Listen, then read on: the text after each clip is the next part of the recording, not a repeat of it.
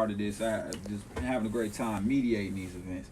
And Todd, tell me like what was the brainchild behind this? The brainchild behind this was trying to make ourselves available to the public to show and combat all the negativity around law enforcement and the community. Most of the officers I know are hardworking, law-abiding citizens doing what they do with their jobs and their assignments. So the goal was to try to create a platform for us to have open dialogue about some of these touchy topics that everybody talks about, everybody posts about, but what's the solution to the problem? We can continue to spew hate and spew separation, but the whole goal is we don't want to live in a world without law enforcement. Law enforcement can't function without the community. Right. So the whole goal is to bring us together to come up with solutions to some of these problems. And some of the issues that a lot of people have with the police can be hashed out with asking the cop, because some of the things are not always what they seem. Now, in some situations, are there bad cops? Of course there are. But majority of us is just trying to do a job, and most citizens are just trying to make it home like most of us are. Right. I got what you said. Definitely. Some of those things came up at a lot of those things that we did, a lot of the events that we did. One thing that seemed to be a common theme was a lot of people come in there saying that, oh, y'all are the police, but by the time that they leave, they like, oh, y'all are just people that have a job.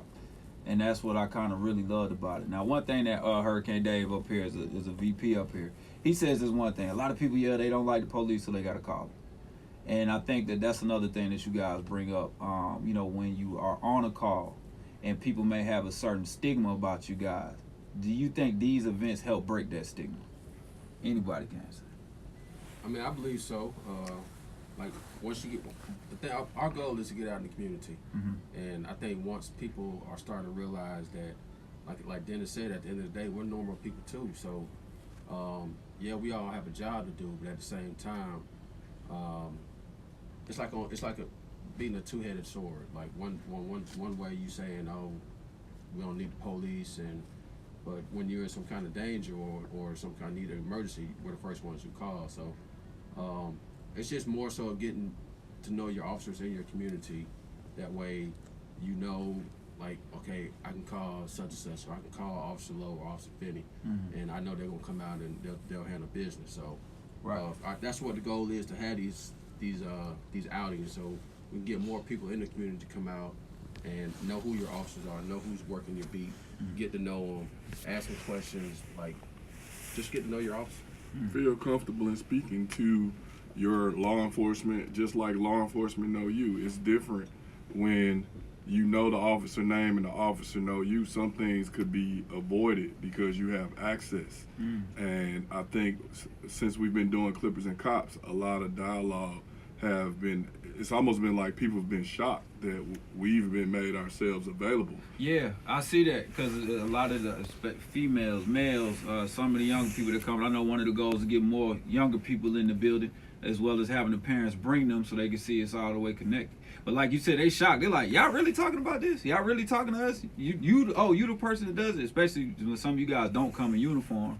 It kind of releases some of the tension that you might have with it. Correct. A lot of us don't wear uniforms. We're detectives or older in our career, so a lot of us don't wear uniforms. And I think, like you said, it makes us more humanized. Some people, it's not that they don't like me personally, they don't like what I stand for. And once they get to talk to you and see you in a more personable way, it opens up that dialogue. And then people feel more comfortable in speaking to you about some of the touchy stuff that we talk about. Being a retired officer, do you get more of what the community is feeling towards the police force? Well, yeah, being in law enforcement previously and then going and retiring gives you a different perception, because people will say things, because like you said, you're not there every day, and you get the opportunity to watch things on the news, and plus you get to hear what people say. Now, the thing about it is, our biggest goal is to let people know that as police officers, male or female, it doesn't which background, ethnicity you're from, the thing that we want them to know is that we're police officers. We're there for you. We're there to help you.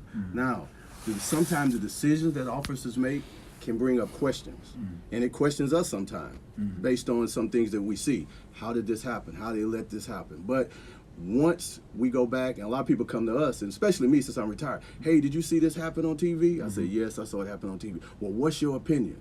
Okay, and I say, well, I have to get all the facts, because when you look at something, you only getting a snippet of it. When the news or the media puts it out, you're only getting a snippet of it. Why did this officer shoot this person?